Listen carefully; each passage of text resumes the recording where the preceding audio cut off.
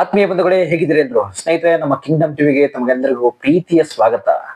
ಸದ್ಯಕ್ಕಂತೂ ಇವತ್ತಿನ ವಿಷಯದ ಬಗ್ಗೆ ಏನಂತಂದ್ರೆ, ಬರೀ ಸೂಪರ್ ಹಿಟ್ ಅಂತಕ್ಕಂಥ ಒಂದು ಮೂವಿ ಬರ್ತಾ ಇದೆ. ಅದರಲ್ಲಿ ಯಾರ್ಯಾರು ನಟಿಸಿದ್ದಾರೆ ಅಂತ ಒಂದು ರಿವ್ಯೂ ನೋಡ್ಬೇಡ. ರಿವ್ಯೂ ಅಂತಂದ್ರೆ February 27 ರಿಲೀಸ್ ಆಗ್ತಾ ಇದೆ. ಬಟ್ ದಯವಿಟ್ಟು ಎಲ್ಲರೂ ಹೋಗಿ ಸಿನಿಮಾನ ನೋಡಿ. ಅದರಲ್ಲಂತೂ ನಮ್ಮ ವಿ ನಾಗೇಂದ್ರ ಪ್ರಸಾದ್, ನಮ್ಮ ಮಂಡ್ಯ ಜಿಲ್ಲೆಯ ನಾಗಮಂಗಲ ತಾಲೂಕಿನವರು ವಿ ನಾಗೇಂದ್ರ ಪ್ರಸಾದ್ ಅವರು ಅವರ ಒಂದು ಸಂಗೀತ ನಿರ್ದೇಶನದಲ್ಲಿ ಬರ್ತಾ ಇದೆ. ಅದರಲ್ಲಿ ಸಾಧು ಸರ್ ನಟಿಸಿದ್ದಾರೆ, ಗಿಲ್ಲಿ ನಟ ನಟಿಸಿದ್ದಾರೆ, ಮತ್ತೆ ಗೌರವ್ ಶೆಟ್ಟಿ ಅವರು ನಾಯಕನಾಗಿ ಅಭಿನಯಿಸಿರ್ತಕ್ಕಂಥ ಒಂದು ಚಿತ್ರ ಅದು. ಬಟ್ ಹೀರೋಯಿನ್ ಕೂಡ ಹೊಸಬ್ರು ಅವಕಾಶ ಇದೆ ಅದರಲ್ಲಿ. ಹೊಸಬ್ರಿಗೆ ಅವಕಾಶ ಇರೋದ್ರಿಂದ ನಟಿಸಿರ್ತಕ್ಕಂಥ ಒಂದು ಸಿನಿಮಾ ಅದು. ದಯವಿಟ್ಟು ಸೂಪರ್ ಹಿಟ್ ಸಿನಿಮಾ ತುಂಬಾ ದೊಡ್ಡ ಮಟ್ಟದಲ್ಲಿ ಸಕ್ಸಸ್ ಕಾಣ್ಲಿ ಅಂತ ಕೂಡ ಎಲ್ರಿಗೂ ಒಳ್ಳೇದಾಗ್ಲಿ ಅಂತ ಹೇಳಕ್ ಇಷ್ಟಪಡ್ತೀನಿ. ಬಟ್ ಇನ್ನೊಂದು ಏನಂತಂದ್ರೆ ನೋಡಿ, ನಮ್ಮ ಕನ್ನಡ ಸಿನಿಮಾ ಇಂಡಸ್ಟ್ರಿಲಂತೂ ಹಿಂದೆ ನಾನು ಕೇಳ್ಪಟ್ಟ ಒಂದು ವಿಷಯ ಅಂತಂದ್ರೆ, ನಮ್ಗಂತೂ ಗೌರವ್ ಶೆಟ್ಟಿ ಅವರು ಕೂಡ ಲಾಸ್ಟ್ ಟೈಮ್ ಹೇಳ್ಕೊಂಡಿದ್ರು, ನಮ್ಗಂತೂ ಸ್ಟಾರ್ ನಟರು ಯಾರು ಹೆಲ್ಪ್ ಮಾಡ್ತಾ ಇಲ್ಲ ಅಂತೆಲ್ಲ ಹೇಳ್ಕೊಂಡಿದ್ರು. ದಯವಿಟ್ಟು ಆಗ ಅನ್ಕೋಬೇಡಿ. ಯಾಕಂತಂದ್ರೆ ಸ್ಟಾರ್ ನಟರಿಗೆ ಅವ್ರದೇ ಆದಂತ ಒಂದು ದಯವಿಟ್ಟು ಬೇರೆ ಬೇರೆ ಕೆಲಸಗಳು ಇದ್ದೇ ಇರುತ್ತೆ. ಒಂದೊಂದು ದಿನಾನು ಬ್ಯುಸಿ ಇರ್ತಾರ ಅವರು. ಯಾರು ಹೆಲ್ಪ್ ಮಾಡಲ್ಲ ಅಂತಲ್ಲ, ಎಲ್ಲರೂ ಮಾಡೇ ಮಾಡ್ತಾರೆ.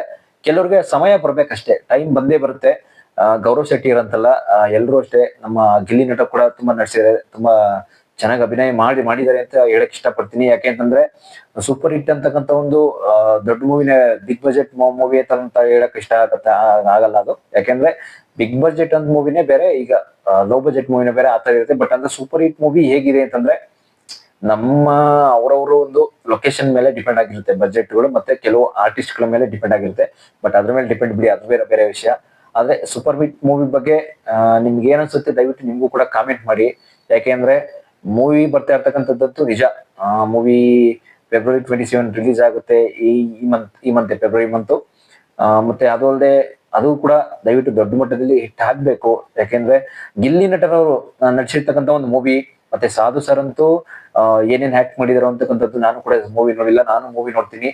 ನೀವು ಕೂಡ ನೋಡಿ, ಬನ್ನಿ ಥಿಯೇಟರ್ಗೆ. ಯಾಕೆಂದ್ರೆ ಇಲ್ಲೇ ಸೋಷಿಯಲ್ ಮೀಡಿಯಾದಲ್ಲೇ ನಾನು ನೋಡ್ಕೋತೀನಿ, OTT ನೋಡ್ಕೋತೀನಿ ಅಂತಂದ್ರೆ ಅದು ಎಂಟರ್ಟೈನ್ಮೆಂಟ್ ಸಿಗಲ್ಲ ನಿಮ್ಗೂ ಕೂಡ. ಯಾಕೆಂತಂದ್ರೆ ಒಂದು ಎಂಟರ್ಟೈನ್ಮೆಂಟ್ ಸಿಗ್ಬೇಕು ಅಂತಂದ್ರೆ ಮೂವಿನ ಥಿಯೇಟರ್ ಬಂದೇ ನೋಡ್ಬೇಕು. ಯಾಕೆಂದ್ರೆ ಅಂತ ಈ ಒಂದು ಪರಿಸ್ಥಿತಿ ಆಗಿದೆ.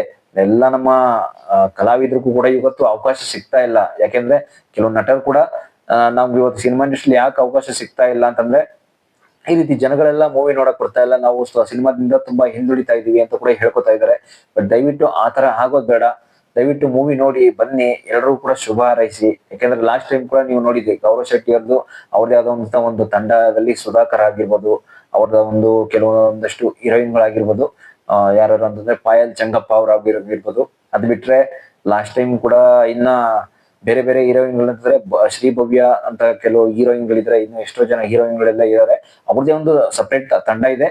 ಅವ್ರ ತಂಡ ಕೂಡ ಇದೇ ರೀತಿ ಹಿಂದೆ ಅಮೃತ ಅಂಜನ್ ಅಂತ ಒಂದು ಸಿನಿಮಾ ತುಂಬಾ ಸಕ್ಸಸ್ ಆಗಿತ್ತು, ದೊಡ್ಡ ಮಟ್ಟದಲ್ಲಿ ಸಕ್ಸಸ್ ಆಯ್ತು. ಅದ್ರ ಬಗ್ಗೆನೂ ಕೂಡ ಹೇಳ್ಕೊಂಡ್ರು.